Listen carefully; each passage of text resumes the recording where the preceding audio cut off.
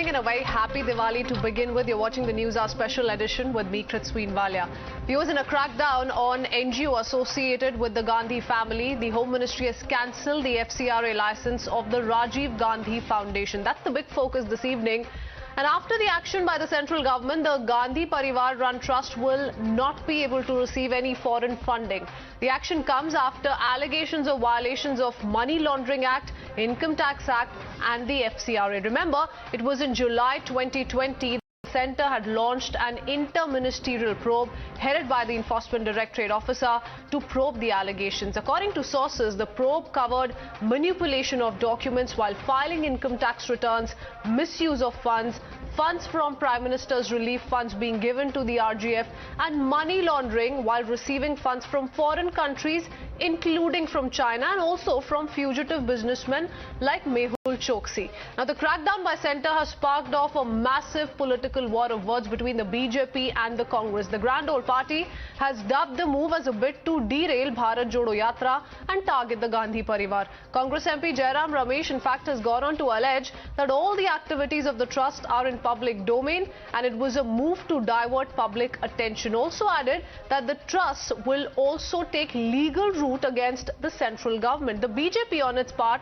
has levelled allegations of anti-India activities by the Congress in the garb of Rajiv Gandhi Foundation.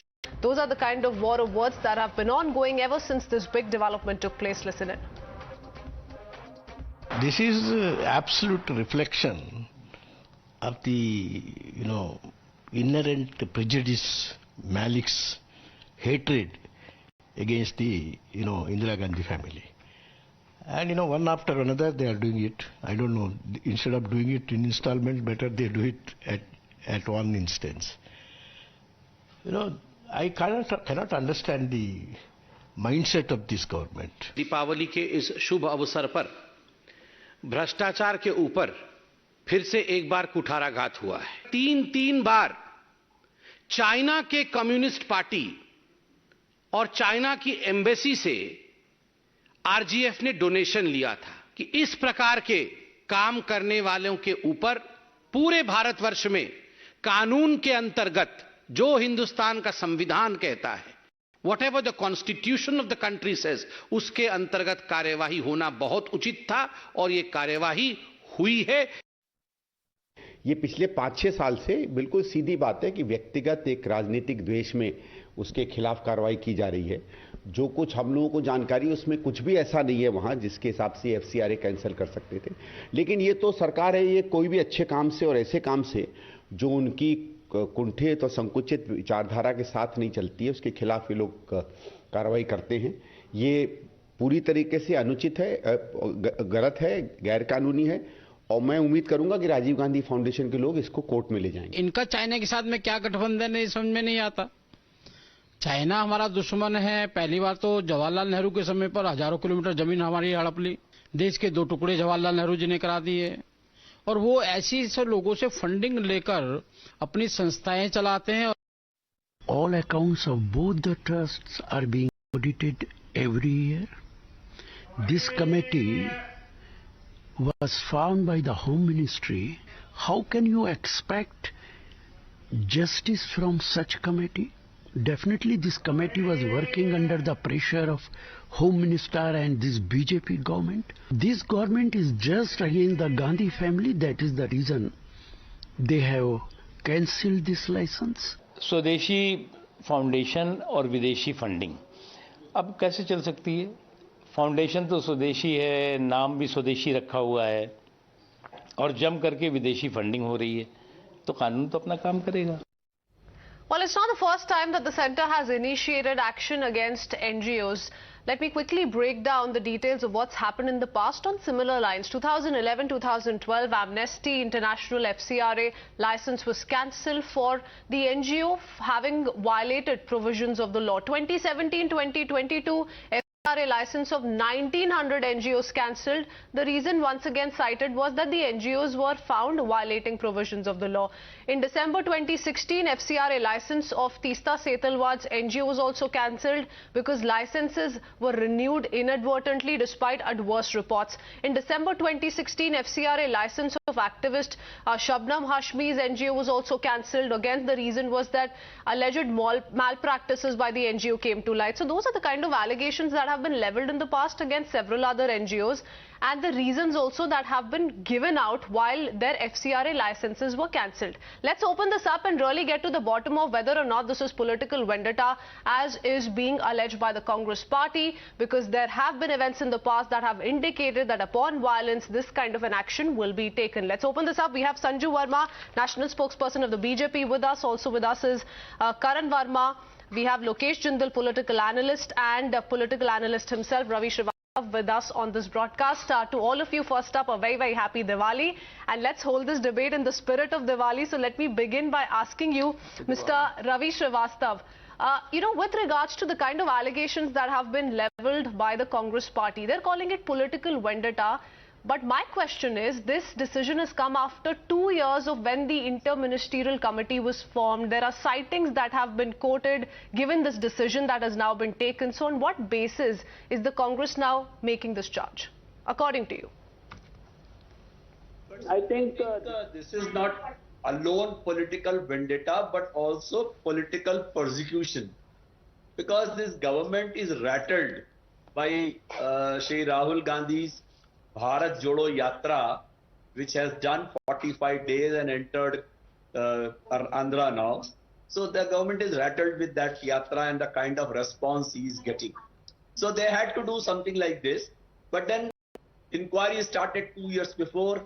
It was headed by a special director of the ED with the people from income tax, from the Ministry of Finance, from other departments, government departments, which definitely work as per the directive of the government. Everybody knows that all agencies, whether ED or CBI or income tax or all these agencies are working at the behest of the ruling dispensation of the BJP government. So nothing different was expected from them.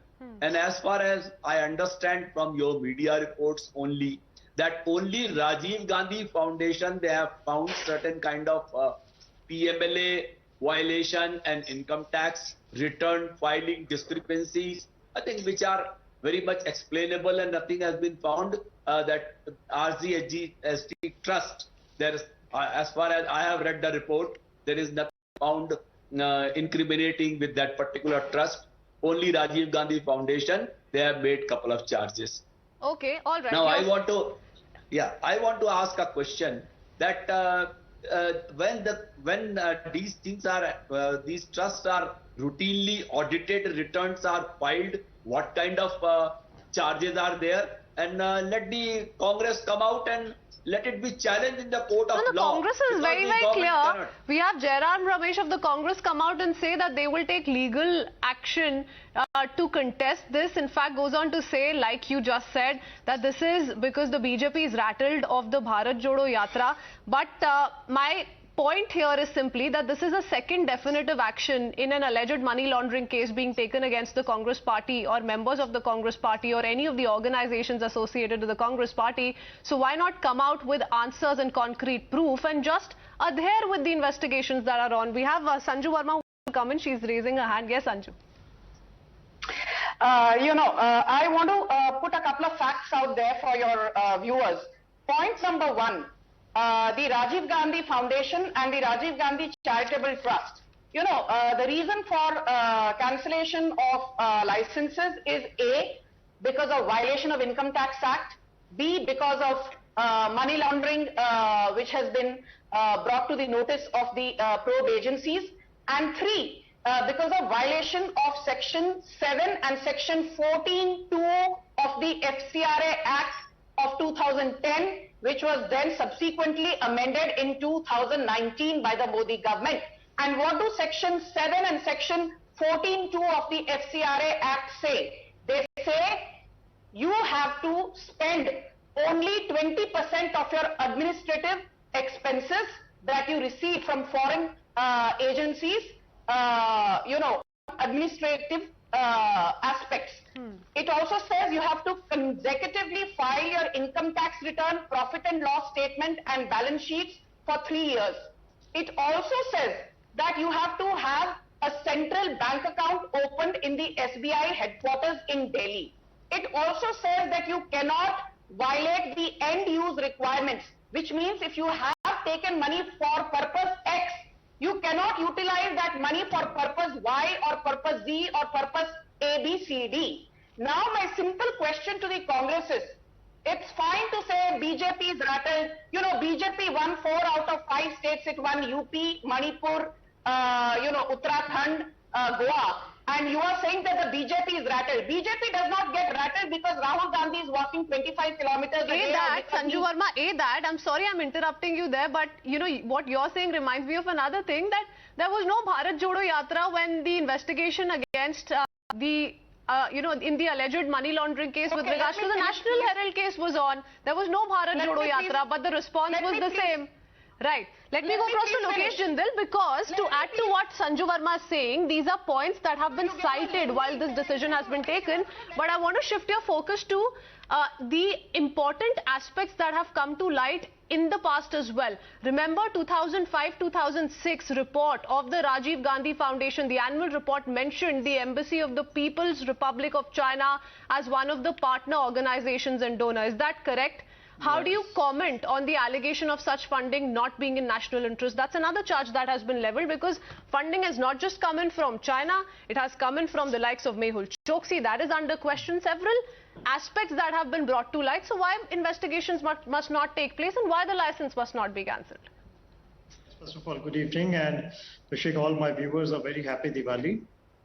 Well, I have certain points to make. That if Modi government was so apprehensive about China, why is it that in 2021 we had the largest import from China? In fact, that was the time period when the trade deficit with China crossed $70 billion. So it's not the problem is not China at all. In fact, the government has been hell-bent upon improving the trading ties with China with time to come. And secondly, when you're talking about enforcement directorate agencies, these forms of law enforcement agencies, they work under the Ministry of Finance. So with respect to their selectivity and their investigations, they have a political imperative underneath it. You cannot say that they are completely neutral, because when you're talking about Income Tax Act, Prevention of Money Laundering Act, and FCRA Acts, we see that all these agencies, they have a track record of acting at the behest of their political masters and trying to make some form of a political issue out of it. Now that Bharat Jodo Yatra is gathering steam, we see all over India there is a consciousness. The government was forced to take some action with respect to the employment in the country. The entire country is realizing it. It's becoming more and more conscious as to what is happening in the national sphere. The government wants to tarnish the image of the Gandhi family, thereby create some form of a pressure, and is resorting to all these forms of tactics. But these are not going to work, as we have seen. But where's the factual rebuttal, Mr. Lokesh Jindal? That's the only narrative that the Congress has been harping on, that this is vendetta politics, this is misuse of agencies against the Gandhi Parivar. For how long is this going to work? In how many cases is this going to work? I'm going to come back to you. Wait. No, you started by responding on the China narrative. So let me take that further. Speaking about the RGF, BJP President JP Nadda was also quoted as saying that such organizations take funds from China and then conduct studies that are not in the interest of the country. Those were his words. The concerned study was regarding the free trade agreement between India and China. How do you then explain your outrage, considering India has been doing more and more trade with China under the Modi government? Mr. Karan Verma, what do you think is wrong in that? If the BJP is going ahead with more and more trade, then why have a problem with this? Look, Kritsween, I think Lokesh has tried his best to divert the attention from the scam that Rajiv Gandhi Foundation is to Indo-China trade. But I would first answer on the merits of this case, which both Mr. Ravi and Lokesh have tried to divert. There are 4 major flaws in what the Rajiv Gandhi Foundation has done. And number one, and let's keep politics aside, I'm talking about hard facts. the allotment of the property on which Rajiv Gandhi Foundation stands in Lutyens, Delhi, this allotment was done for the Congress party office, not for the Rajiv Gandhi Foundation. This is a major property grab, which the Gandhis are used to. They did that with the Herald House as well. And this is a complaint that has been with the Ministry of Urban Development from 2015 onwards. Now coming to the China bit. Even the Supreme Court was surprised and said, how can there be an MOU between two political parties of different countries when Congress and the Communist Party of China, they had an agreement in 2008. And isn't it a conflict of interest that in 2006 you get $300,000 and in 2008 you sign an MOU when your party is also heading the government? That is a clear violation of national interest, and it raises serious concerns. Whether these things are actually affecting your policy. Number 3, there are serious economic offenders like you mentioned, Mehul Choksi and Zakir Naik's foundation, Islamic Research Foundation, who is an economic offender, who is a radical Islamist. They received 50 lakhs from them in July 2011. Nobody can deny this. Let's keep politics out of it. And fourth, they diverted funds from the Prime Minister National Relief Fund, which is taxpayer money, and you are not allowed to do that. So their own financial statements actually checkmate them, and it is a serious concern on our national security. And there has been this entire ecosystem, apart from the Congress party, several who have failed to question the Congress party on these very aspects. Sanju Verma, but another question that is being asked of the BJP is the timing of, you know, when this case was brought up, the timings of the allegations, the timings of the subsequent probe, citing that it is only after Rahul Gandhi started questioning the Modi government with regards to the developments along the LACs when suddenly we heard of this interministerial committee probing, you know, the alleged money laundering angle in this very case. So that's the charge that is coming in, and hence accusing the BJP of vendetta politics. You know, you've asked me a lengthy question. I hope I get at least a minute to answer your long-winded question. You know, let's be very clear about a few facts. I think Karan Verma has elucidated very pointedly, and I will just say this. Who is the chairman and the chief trustee of the Rajiv Gandhi Foundation and of the Rajiv Gandhi Trust and the Prime Minister's Natural Relief Fund, the PMNRF? Yes. When the Congress was in power between 2000 and 2014, it was Sonia Gandhi. And in 2006, 2007 and 2008, I want to ask, when Sonia Gandhi was the chairman and the chief trustee of the Prime Minister's Natural Relief Fund, how could she give a grant to the Rajiv Gandhi Trust and the Rajiv Gandhi Foundation, where again she was the chairperson and the chief trustee? So it is like saying Sanju Verma owns X, and Sanju Verma, because she owns Y also, is donating money from X to Y and calling it charity. Sanju Verma owns X, and then she also gives money to ABCD, and Sanju Verma is also the end beneficiary of ABCD. This is a conflict of interest, and what we say in layman terms as corruption in high places. I want to ask another thing. You know, till date, there have been so many questions raised about how Sonia Gandhi in 2008, was she holding any constitutional position? No. On what grounds did she go to attend the Beijing Olympics in 2008? In which official capacity, and was given an official red carpet welcome by the then Vice President of the CCP, Xi Jinping, who's today the President of the CCP. The Congress has never bothered to answer this. And I want to tell Rahul Gandhi, under your leadership, the Congress has lost 45 big and small elections. It is you who should be rattled. No, but fair enough. Should be rattled. Fair enough, Mr. Ravi Srivastava. While Sonia Gandhi is the chairperson of RGF, other trustees do include former Prime Minister Manmohan Singh, former Finance Minister P. Chidambaram, members of Parliament Rahul Gandhi and Priyanka Gandhi Vadra. With such senior leaders and reputed leaders associated with the organization, can the party duck accountability by switching to the offensive mode? Because all they've been saying is that BJP is rattled with the Bharat Jodo Yatra, that the BJP is misusing central agencies repeatedly. How long will this narrative keep coming in from the Congress party? Can they keep dodging all of these questions and probes instead of actually facing some of these questions and coming out with credible answers? That's the big question, but I'm going to have to leave it at that. Thank you, gentlemen, and Sanju Verma for joining us on this debate, and a very happy Diwali to all of you once again. Good night.